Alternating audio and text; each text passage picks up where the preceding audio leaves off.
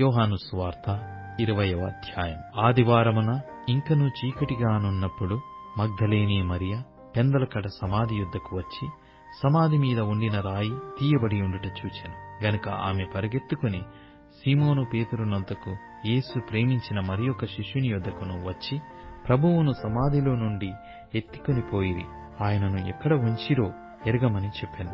కాబట్టి పేతురును ఆ శిష్యుడును బయలుదేరి సమాధి యొద్దకు వచ్చిరి. వారిద్దరును కూడి పరిగెత్తుచుండగా ఆ శిష్యుడు పేతురు కంటే త్వరగా పరిగెత్తి ముందుగా సమాధి యొద్దకు వచ్చి వంగి నారబట్టలు పడియుండుట చూచెను. గాని అతడు సమాధిలో ప్రవేశింపలేదు. అంతట సీమోను పేతురు అతని వెంబడించి వచ్చి సమాధిలో ప్రవేశించి నారబట్టలు పడియుండుటయు, ఆయన తల రుమాలు నారబట్టల యొద్ద ఉండక వేరుగా ఒకచోట చుట్టిపెట్టి ఉండుటయు చూచెను. అప్పుడు మొదట సమాధి యొద్దకు వచ్చిన ఆ శిష్యుడు లోపలికి పోయి చూచి నమ్మెను. ఆయన మృతులలో నుండి లేచుట అగత్యమను లేఖనము వారింకను గ్రహింపరైరి. అంతటా ఆ శిష్యులు తిరిగి తమ వారి యొద్దకు వెళ్లిపోయిరి. అయితే మరియ సమాధి బయట నిలిచి ఏడ్చుచుండెను.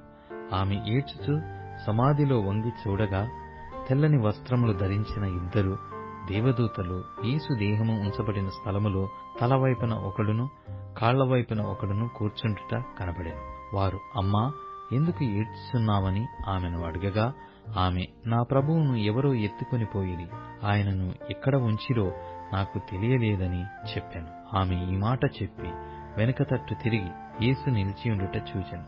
కాని ఆయన యేసు అని గుర్తుపట్టలేదు. యేసు, అమ్మా, ఎందుకు ఏడ్చుచున్నావు? ఎవరిని వెతుకుచున్నావు అని ఆమెను అడగగా, ఆమె ఆయన తోటమాలి అనుకుని, అయ్యా, నీవు ఆయనను మోసుకుని పోయిన ఎడల ఆయనను ఎక్కడ ఉంచితివో నాతో చెప్పుము, నేను ఆయనను ఎత్తుకొని పోవుదనని చెప్పాను. యేసు ఆమెను చూచి మరియా అని పిలిచెను. ఆమె ఆయన వైపు తిరిగి ఆయనను హెబ్రీ భాషతో రబ్బూనీ అని పిలిచెను. ఆ మాటకు బోధకుడని అర్థము. యేసు ఆమెతో, నేను ఇంకను తండ్రి యొద్దకు ఎక్కిపోలేదు గనక నన్ను ముట్టుకొనవద్దు. అయితే నా సహోదరుల యొద్దకు వెళ్లి నా తండ్రియు మీ తండ్రియు నా దేవుడును మీ దేవుడునైన వాని యొద్దకు ఎక్కిపోవచ్చున్నానని వారితో చెప్పుమనెను. మగ్దలేనే మరియ వచ్చి, నేను ప్రభువును చూచి తిని, ఆయన నాతో ఈ మాటలు చెప్పెనని శిష్యులకు తెలియజేశాను. ఆదివారము సాయంకాలమున శిష్యులు యూదులకు భయపడి తాము కూడియున్న ఇంటి తలుపులు మూసుకొని ఉండగా యేసు వచ్చి మధ్యను నిలిచి, మీకు సమాధానము కలుగును కాక అని వారితో చెప్పాను. ఆయన అలాగు చెప్పి వారికి తన చేతులను ప్రక్కను చూపగా శిష్యులు ప్రభువును చూచి సంతోషించిరి. అప్పుడు యేసు మరలా, మీకు సమాధానము కలుగునుగాక, తండ్రి నన్ను పంపిన ప్రకారము నేనును మిమ్మును పంపుచున్నానని వారితో చెప్పాను. ఆయన ఈ మాట చెప్పి వారి మీద ఊది, పరిశుద్ధాత్మను పొందుడి. మీరు ఎవరి పాపములు క్షమింతురో అని అవి వారికి క్షమింపబడును.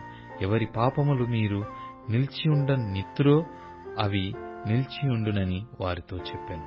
యేసు వచ్చినప్పుడు 12 మందిలో ఒకడైన దిదిమ అనబడిన తోమా వారితో లేకపోయాను.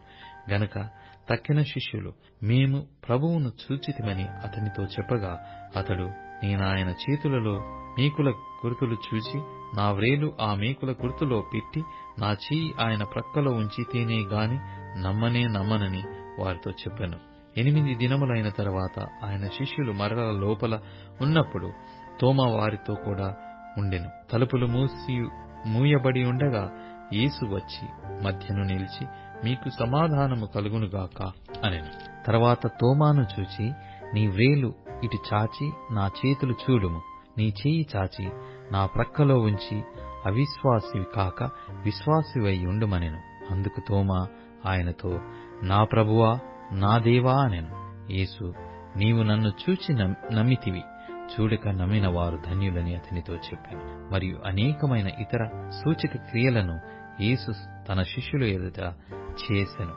అవి ఈ గ్రంథమందు రాయబడి ఉండలేదు గాని యేసు దేవుని కుమారుడైన క్రీస్తు అని మీరు నమ్మునట్లును, నమ్మి ఆయన నామమందు జీవము పొందునట్లును ఇవి వ్రాయబడెను.